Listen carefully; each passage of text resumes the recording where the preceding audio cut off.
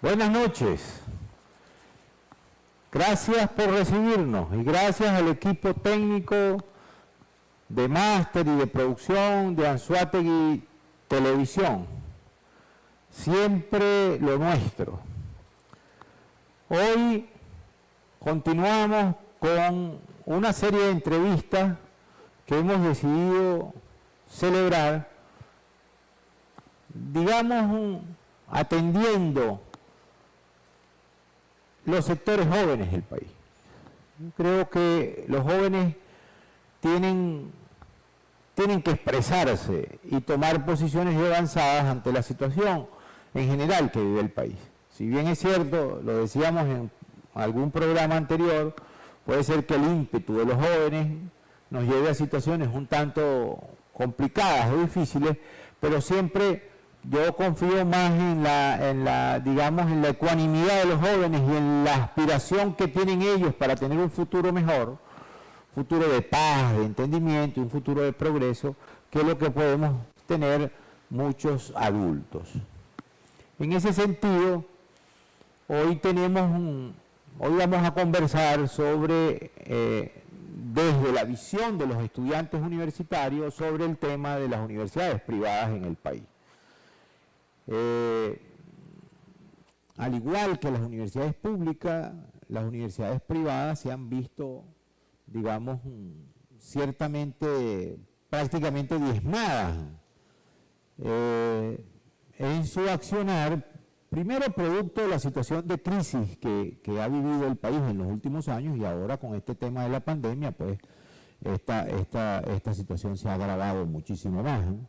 Hemos visto el cierre de muchas dependencias universitarias, de muchos núcleos, universidades privadas, por ejemplo, en el caso del oriente del país, universidades que tenían sede en el Tigre, ya hoy vemos que esa sede se ha reducido a una mínima expresión. Definitivamente la crisis les ha atacado de manera sustancial. Yo me imagino que en ese andar y desandar, las universidades necesitan cobrar matrículas más fuertes para poder sostener los niveles de calidad académica y de sostenibilidad misma de las instalaciones y del funcionamiento universitario, pero también los estudiantes que se ven obligados o se ven en la necesidad de pagar o los ponen a pagar unas sumas de dinero que definitivamente son en algunos casos incumplibles por parte de la población estudiantil. Bueno, eso más que ser parte de una realidad aparte de la vida nacional, es parte pues permanente, es parte constante de la crisis económica que vivimos. Los niveles de producción, los niveles de empleo, los ingresos del venezolano se han visto diezmados y la capacidad pues de pago también. En ese sentido es una circunstancia altamente difícil, mas sin embargo se han buscado mecanismos de adecuación, como por ejemplo el tema de las clases en vía remota, en lo cual también presenta problemas sumamente serios, porque por ejemplo en países donde el internet funciona no presenta mayor inconveniente, pero en países como el nuestro, en el cual el internet es de una deficiencia mayúscula, sencillamente pues crea situaciones de mucha dificultad para los jóvenes y para ese proceso de enseñanza-aprendizaje. Eso mantenido al tema de que el tema de las vacunas, por ejemplo, no ha llegado a concretarse, porque por ejemplo uno de los sectores prioritarios en materia de aplicación de vacunas es los sectores de educación, fundamentalmente los trabajadores de educación, los profesores, maestros, empleados administrativos, porque obviamente tienen que estar en contacto con numerosos públicos y si el proceso de enseñanza-aprendizaje se produjera de la manera normal, como estamos acostumbrados a que se produzca en cualquier parte del mundo. Pero también los estudiantes que ocupan pues una cantidad importante de personas tendrían que ser objeto de vacunas, de manera de protegérselo para que esto vuelva a su normalidad. En ese sentido, bueno, son muchos temas del país. Hoy tenemos como invitado a el joven bachiller José Martínez. José es vicepresidente del Comité Estudiantil de la Universidad Gran Mariscal de Ayacucho en Barcelona, y además es representante de la Federación de Estudiantes del sector privado de las universidades privadas en el estado Anzoátegui. Ellos han desplegado, y entiendo, y nos contactaron, porque han desplegado unas luchas en función de mantenerse y de ganar pues esa posibilidad de continuar con su proceso de formación profesional, y hoy lo tenemos invitado. José, bienvenido. Mucho gusto. Como decía en el editorial, José, el país está atravesando una situación bastante complicada y no escapa la educación. La educación pública, bueno, es una situación lamentable. Las universidades públicas, en estos días pasaba, por ejemplo, por el núcleo de Udo en Anaco, y es triste la situación, es decir, que tú lo que ves es algo totalmente deplorable. Hemos visto las situaciones que se han presentado en el núcleo de la Universidad de Oriente en Cumaná, y la situación es tremendamente difícil. Ante esa situación tan difícil que tiene el país y que ese proceso de enseñanza-aprendizaje se ha complicado tanto, y ante la situación y la realidad y la decisión que han tomado muchos jóvenes de abandonar el país, yo te preguntaría en primera instancia, para entrar en conversación, ¿por qué te mantienes en Venezuela? ¿Por qué no has, o yo me imagino que habrás valorado la posibilidad de emigrar, y por qué te has mantenido en el país, y por qué mantienes la fe en que puedes culminar tu proceso de profesionalización en Venezuela? Bueno, en primer lugar, no he valorado la posibilidad de irme. ¿Por qué? Porque en mi carrera, yo estudio Derecho y estudio Contaduría. Yo veo una materia llamada Economía Política. En esa materia nos enseña a nosotros a considerar los entes políticos económicos de un país. Y yo sé que Venezuela está pasando por una situación terrible, pero puede seguir cayendo más, pero va a llegar un momento en donde no va a caer y va a empezar a surgir.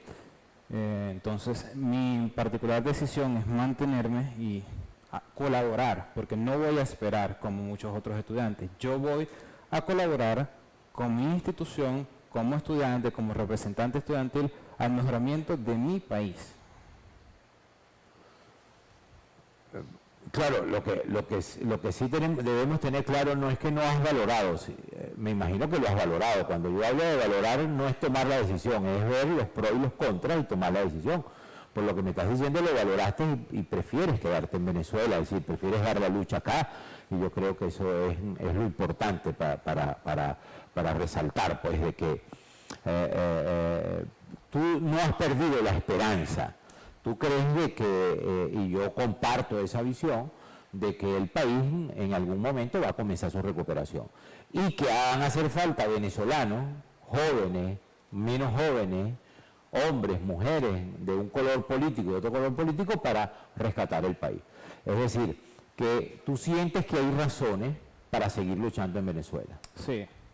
Existen muchas razones, indiferentemente del partido político de cualquier dirigente o cualquier político represente, no significa que el partido sea malo, solamente significa que ha tenido malos gobernantes. Perfecto. Ahora bien, ya entrando un poco más en el tema universitario, ¿cuál es la situación que presenta la universidad en estos momentos? ¿Cómo están recibiendo ustedes el proceso de aprendizaje? ¿Cómo está funcionando eso ahorita? El proceso de aprendizaje, bueno, proceso fallido, defectuoso, a distancia, como lo entendió el Ministerio de Educación, pero no significa que el Ministerio de Educación sea el problema, sino que en Venezuela ocupan demasiados problemas, y uno de ellos es el Internet. El Internet actualmente es intermitente y en muchas localidades no posee Internet, tanto profesores como estudiantes. Entonces no se puede dar la capacitación correcta a unos estudiantes que se supone que son la representación del futuro, y no saben, no están aprendiendo lo que deberían aprender. Y sobre todo el abandono estudiantil es muy grande. Hace unos años, la Gran Mariscal de Ayacucho contaba con 14.000 estudiantes a nivel nacional. Actualmente, en el 2020, eran 11.000 estudiantes y actualmente, este periodo académico, son menos de 7.000 estudiantes. Es decir, que ha reducido el número de estudiantes en un 50%. Sí. El tema de las matrículas, de los pagos, ¿cómo ha evolucionado eso? Los montos de esos, digamos, de los pagos de matrícula para poder seguir en la universidad. ¿Antes de la pandemia o después de la pandemia? Ahora, pues. Ahora, actualmente está congelado por orden del ministro de Educación, César Trompi. Y se está haciendo una encuesta a nivel nacional, donde los encargados son los miembros de la Federación Nacional de Estudiantes Venezolanos en las universidades privadas, dirigida por el presidente Mustafa Ayid y su secretaria Laura Cedeño. Para Anzoátegui me tocó a mí. La encuesta básica trata sobre responder un formulario de Google y rellenan los datos como a qué universidad perteneces, qué carrera estudias, cuántos años tienes, tu cédula de identidad y otra serie de preguntas, pero las importantes básicamente son 3, o por lo menos para mí. ¿Por qué? Porque una de esas preguntas te dice que si deseas continuar con la congelación de las unidades de crédito, valor económico, durante la situación pandemia, que todavía no hemos salido de eso. La otra pregunta recalca es si quieres las clases semipresencial o a distancia. Los estudiantes ya habían hecho una encuesta anterior, pero en conjunto con universidades. Esta es diferente, esta solamente va dirigida a los estudiantes. Y la tercera radica en el apoyo hacia la federación, porque te dice que si deseas que esta federación siga haciendo las consultas a los estudiantes para tomar decisiones.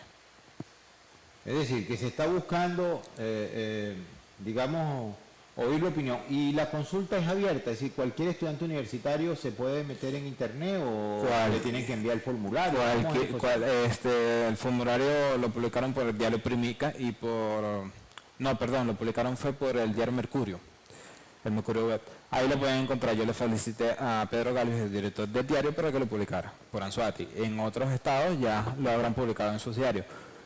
Yo tengo el enlace y me he encargado de facilitarlo a todos los estudiantes universitarios que conozco y le he pedido el favor de que se lo envíen.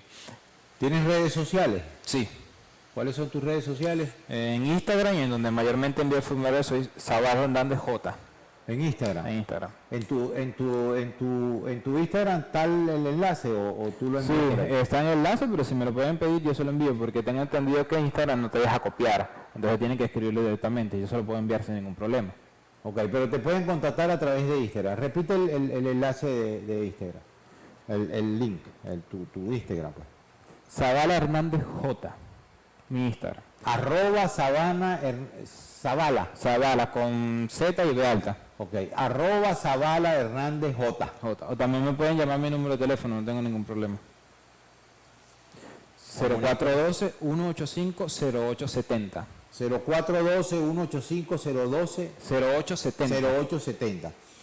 ¿Qué es lo que queremos? Que este programa le sirva a los que nos ven, a los que tengan familiares, estudiantes universitarios en las universidades privadas, porque no solamente es de la UMA, ¿verdad? Es para todas, es para todas las universidades a nivel nacional. Para que de alguna manera puedan llenar esta encuesta y puedan participar y puedan emitir su opinión. Sí, y esta encuesta va dirigida directamente a 2 personas. ¿Por qué a 2 personas? Porque también está otra encuesta a nivel nacional, pero por las universidades públicas, que obviamente se saltan 2 preguntas, que es sobre la congelación de las unidades de crédito, porque las universidades públicas no la pagan, y es sobre la vicepresidencia, porque ahí no es vicepresidencia, en ese caso es presidencia. Y va dirigida a la vicepresidenta, a la viceministra de Universidades Privadas y al ministro de Educación, que es el que responde. De Educación Superior. De Educación Universitaria, César Tromp. Ok, ahora, José, independientemente de la encuesta, tú como dirigente estudiantil, ¿qué opinas de la congelación de las matrículas en las universidades privadas? Bueno, voy a explicarlo desde mi punto de vista lo más real posible. ¿Por qué? Porque la congelación cuando la estableció el ministro de Educación, él la estableció bien. Los estudiantes ya de por sí estaban abandonando por los aumentos excesivos de ciertas instituciones. Pero esa congelación fue después de un aumento previo. Eso quiere decir que los estudiantes es ahora donde ellos están pagando la congelación, pero el semestre anterior ya habían pagado ciertos aumentos. Que no, la universidad, muchas universidades tienen el ente de no regresar o no reembolsar el dinero. Ahora, la matrícula está referida, es decir, cuando una institución de educación superior presta un servicio de carácter privado, tiene una matrícula para poder cubrir los gastos de funcionamiento. Eso es lo que te quiero preguntar. ¿Tú crees que esa congelación beneficia y sí permite que la universidad cubra los gastos? Porque el otro problema es que tú puedes congelarlo, como se congeló muchas cosas aquí en Venezuela. Pero si esa matrícula, ese monto, esa matrícula congelada no permite el funcionamiento mínimo de la universidad a cubrir, lo que viene es el cierre de las universidades. Es decir, eso ustedes lo han valorado como dirigentes estudiantiles y como estudiantes, porque ustedes son los que tienen que pagar la matrícula. Sí, sobre otras instituciones, bueno, nos hemos reunido con ciertos estudiantes y la gran mayoría apoya la congelación. Entienden que eventualmente se va a cesar la pandemia, o va a cesar la cuarentena, que ya ha pasado más de 40 días, y van a volver los nuevos aumentos. Pero no necesariamente tienen que entrar en una recesión. ¿Por qué? Porque muchas instituciones, primeramente la Constitución te garantiza a ti que no pueden cobrar más del 30%. Instituciones que como no había... ¿30% de qué? 30% de ganancias establecido en la misma Constitución. Okay. Muchas instituciones sobrepasaban ese 30%. Ok, se podía pagar. Actualmente eso no se puede pagar. Y no solamente eso, sino que aún pagando el excesivo aumento que muchas instituciones implementan, muchas te prometen bibliotecas virtuales o páginas de acceso al libre acceso a las clases, y los profesores terminan dando clases por su propio WhatsApp con su propio Mega. Entonces, si ya anteriormente no se cumplía con ninguno de los requisitos para pagar, es decir, que tú crees que esa tarifa que está hoy congelada sí alcanza para cubrir los costos de... Sí alcanza para cubrir los costos. Primeramente, los rectores no le están dando a los estudiantes las explicaciones de a dónde van su dinero. Eso está en la ley de universidades y en el reglamento estudiantil. Segundo, nosotros necesitamos crear un equipo desde el Ministerio de Educación a ver cómo hacemos para poder solventar las situaciones que están pasando. La experiencia que yo tengo como empresario y como hombre público, cuando el Estado cuando el Estado es el encargado de definir y de congelar una matrícula y tomar una decisión de ese tipo, por lo regular, en el caso, por ejemplo, de los colegios privados, han cerrado infinidad de colegios privados y eso ha desmejorado la educación. Y en el caso de la universidad, no conozco digamos, el trasfondo del asunto. Con esta información que tú nos estás generando, vamos a invitar a las autoridades de la Universidad Gran Mariscal de Ayacucho para que también nos su punto de vista, pero porque es interesante saber, más que un decreto del gobierno, los decretos y las decisiones del gobierno en Venezuela, no solamente ahora, toda la vida, pueden ser buenas o pueden ser malas. El hecho de que sea una decisión del gobierno no quiere decir que sea buena. Lo que sí es que se debería buscar un punto de equilibrio entre el servicio prestado y el pago de ese servicio, independientemente de la capacidad que pueda tener la población venezolana de sufragar esas cantidades. Bueno, para esa congelación de las unidades académicas en cuanto a valor neto, el ministro de Educación tuvo varias reuniones con todos los rectores a nivel nacional y después rectores por estado, es donde los rectores le entregaban al ministro de Educación los gastos y el consumo. El ministro no prohibió que se aumentaran las unidades de crédito, prohibió que se congelara el aumento que ellos ya implementaron. Eso quiere decir que si ya se pagaba una inscripción, el ministro prohibía o congelaba que aumentara en el periodo académico. Claro. ¿Y cuánto tiempo tiene esa congelación? Un periodo académico. Este periodo. Este periodo académico. Ok. Y con relación al tema de las clases presenciales, es decir, ante el riesgo de la pandemia, de la contaminación, ¿qué opinión te merece a ti el regreso a clases presenciales o semipresenciales? Bueno, la verdad es que mi opinión particular está influenciada. ¿Por qué? Porque como yo represento una comunidad estudiantil, yo tengo estudiantes que me dicen una cosa y estudiantes que me dicen otra. Encontrar un punto medio entre esas diversas opiniones es muy difícil. Me gustaría primero darle la opinión de algunos estudiantes y después darle mi opinión. Porque muchos estudiantes me dicen a mí que ellos desean volver a las clases presenciales arriesgándose al COVID, porque el COVID tiene 0.3% de capacidad de muerte. Otros estudiantes dicen que podrá tener 0.3% de eso, pero actualmente muchos estudiantes no comen bien, no desayunan, no toman agua, falta de medicamentos y otros insumos que hace falta en el país. Mi opinión particular es que en este periodo académico, hasta que no haya un incremento en las vacunas y un mejoramiento en el sistema de salud, no estoy de acuerdo con que se regrese a las clases semipresenciales. Fue mi opinión en la encuesta. Ahora los estudiantes pueden responder lo que a ellos les plazca. Es una encuesta pública. Eso es lógico. Es que yo creo que es entendible en el sentido de que si estás en medio de la pandemia, por supuesto, hay gente que dice, no, pero si eso, vamos a poner, compromete exclusivamente al 3% de los afectados y quizás fallece el 1 o el 2%.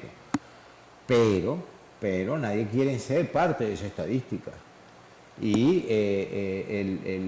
no solamente eso, sino que quizás el 3% es muy comprometido, pero hay una especie como un 10% que se siente afectado. Y la atención, los gastos médicos para cubrir la atención de esa gente que están afectados para que no caigan en situación de dificultad, mira, son onerosos. Es ahí el problema, porque efectivamente afecta el 0.3%, pero ellos están contando la enfermedad. ¿Qué pasa con ellos están contando el contagio? ¿Qué pasa con las situaciones que están fuera del contagio? El pago de los medicamentos, el conseguir los insumos, conseguir el oxígeno. Eso está difícilmente complicado.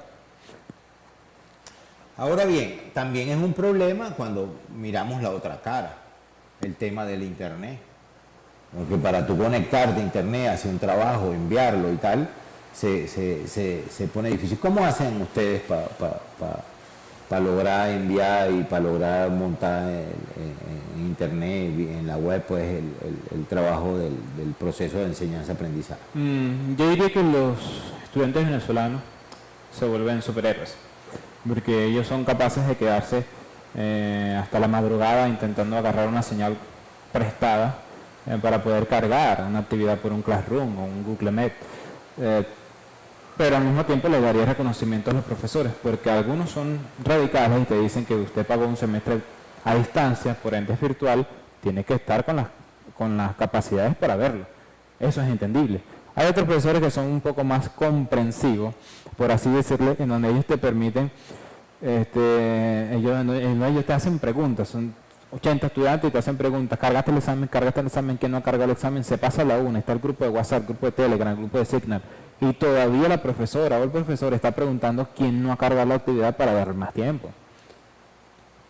Ciertas modificaciones en las preguntas para evitar que se copien, pero te da la posibilidad de hacerlo.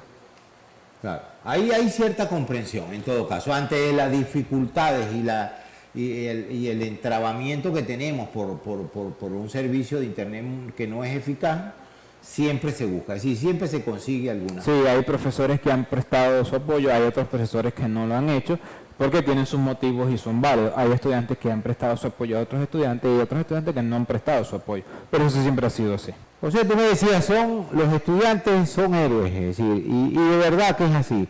Es decir, frente a un estudiante chileno o un estudiante japonés o un estudiante norteamericano que en su smartphone baja cualquier programa de manera inmediata y cualquier carga, bien sea video o bien sea lo que sea, a ellos se les hace muy fácil hacer la educación a distancia, ¿no? Se les hace muy fácil, claro que ellos tienen otro nombre. Podemos ver claro ejemplo que hizo Canadá, que alcanzó el récord de la mayor conectividad del planeta en un año. O podemos ver el caso de Chile, que usted bien mencionó, que les preguntaban a los profesores venezolanos cómo ellos hacían para ver clases por internet si no tenían internet. Que yo le respeto a los profesores, me encantaría verlas. Bueno, pero es que sencillamente es que los venezolanos somos del tamaño de la dificultad que se nos presenta. Y de verdad yo en este programa y a través tuyo quiero hacerle un reconocimiento a los estudiantes. Digamos, mantenerse en las aulas universitarias, aunque sea de manera virtual, en ese proceso de enseñanza-aprendizaje, exámenes, situaciones, no tener la posibilidad presencial de consultar con el profesor. Y no solamente eso, sí, yo les doy reconocimiento a los estudiantes, eso es cierto, son héroes extraordinarios por la situación que están haciendo y que están controlando y llevando. Pero también hay que darle reconocimiento a ciertos profesores, porque el ministerio sacó una resolución donde la universidad tenía que preparar a sus profesores que no conocían estas modalidades. Muchos estaban acostumbrados a dar con clases, lapicero y papel. Sí. Tuvieron que aprender muchas cosas. Es que yo hablaba de los estudiantes porque, bueno, hoy lo estamos dedicando, pero también el tema de los profesores, los maestros. Es decir, en el caso de los profesores, las universidades privadas inclusive tienen, creo yo que tienen algunas ventajas frente a los profesores de las universidades públicas, porque los niveles de ingreso deben ser un poco mejores, aunque no sean una gran cosa. Pero la verdad es que la disposición que tienen esta gente, el hecho nada más de mantenerse en el país, ya es un acto digno de reconocimiento. Porque es lo que tú decías al principio del programa, es que el país va a necesitar de todos cuando lo vayamos a recuperar, y cuando se vaya a recuperar, ahí va a ser muy importante la disposición. De manera que desde Luis Medina en positivo le decimos al sector universitario, y el mensaje que le queremos enviar es un mensaje de aliento, de que si bien es cierto que la situación está difícil, va a mejorar y que pronto vamos a tener un país con muchas mejores condiciones. Me hablabas de que había una disposición del gobierno nacional. Primero se habían, digamos, fusionado dos ministerios, el Ministerio de Educación Superior con el Ministerio de Ciencia y Tecnología. Y que ahora el presidente de la República, digamos, revirtió esa situación. Sí, eso fue en el 2019 y actualmente el ministro César Trompi se ha encargado de nombrar los consejos de seguridad estatales y los directores de los ministerios de educación en cada estado. Por lo menos en Anzoátegui el director se llama Carlos Sifonte y tiene menos de un mes con su cargo gracias al ministro. Habíamos pasado 2 años en el estado de Anzoátegui donde teníamos un director del Ministerio de Educación. Y eso estaba vacante, por lo tanto no tenías interlocutor válido a nivel del gobierno. A nivel del Estado, y no solamente eso, sino que la entrega de los títulos tardaba exuberantemente porque tenía que ser triple trámite. No podían enviarlo directamente a Caracas, tenía que pasarlo de un estado a otro, entonces tenía que regresar de uno a otro para el mismo camino de ida era el mismo camino de vuelta. Exactamente. Entonces, mi llamado particularmente es que tenemos que crear una colaboración, a ver cómo hacemos entre el Ministerio de Educación, los rectores académicos, los estudiantes y profesores para conseguir mejoramientos que necesitamos y se requiere actualmente en el país. ¿Cuáles serían esos mejoramientos que tú planteas? Bueno, pueden conseguir con esa alianza. Bueno, el Estado actualmente tiene un plan llamado Universidad Bella. Muchos miembros de la Federación Estudiantil, a la cual yo soy miembro, tiene el plan es llevarle internet, conectividad a muchas universidades a nivel nacional. Ese es un buen plan. Para mí es un buen plan. Muchos profesores no tienen internet. Eso quiere decir que el Estado le va a proporcionar internet a la institución para que los profesores permitan dar las clases a los estudiantes. Esa es una forma de mejoramiento institucional. Un tema, es decir, la colocación, es decir, prestar el servicio de internet de calidad en cada una de las instituciones universitarias, para que por lo menos los profesores tengan, porque si no hay salida, menos va a haber entrada. Ok, ¿algún otro elemento que tú consideres que esa alianza entre el gobierno, las universidades y los estudiantes y los profesores se pueda lograr? Entre el Estado, el Ministerio, los rectores, profesores y estudiantes. Bueno, podemos tratar temas como las matrículas, el costo de las mismas, podemos tratar el hecho de las bibliotecas virtuales y las presenciales que no han sido actualizadas en muchos años a nivel nacional, y se puede tratar el pago a los mismos profesores, que muchos han manifestado su descontento. Pero los estudiantes también manifiestan su descontento porque no pueden pagar las cuotas y eso ha incrementado el abandono. Es decir, puede haber una especie de buscar consensos y acuerdos en donde cada parte haga sacrificios. Quizás no todos van a ser beneficiados. Quizás no todos, pero la gran mayoría. Es un trabajo colectivo entre 50 profesores, rectorado, estudiantes, ministerio y Estado. Si eso no se logra, seguiremos actualmente como estamos. Por muy triste que suene, actualmente las universidades son una simple fábrica de títulos que genera una inmensa fábrica de pobreza. Ok, entonces, en conclusión, y para finalizar el programa, también tenemos el tema, veo que has insistido en el tema de las bibliotecas virtuales. Yo creo que eso es bueno no solamente en tema de pandemia, sino en cualquier época. Es un futuro porque eventualmente Venezuela no va a ser un país tercermundista, eventualmente va a avanzar. Claro. Y avanzar significa que ya no vamos a ver clases como antes. Bueno amigos, muchas gracias. Hemos finalizado nuestro programa de hoy. Gracias a José Martínez que nos ha acompañado y gracias a ustedes. Nuestras redes sociales, anzuategui.tv, Luis Medina Rosa. Muchas gracias. Hasta la próxima.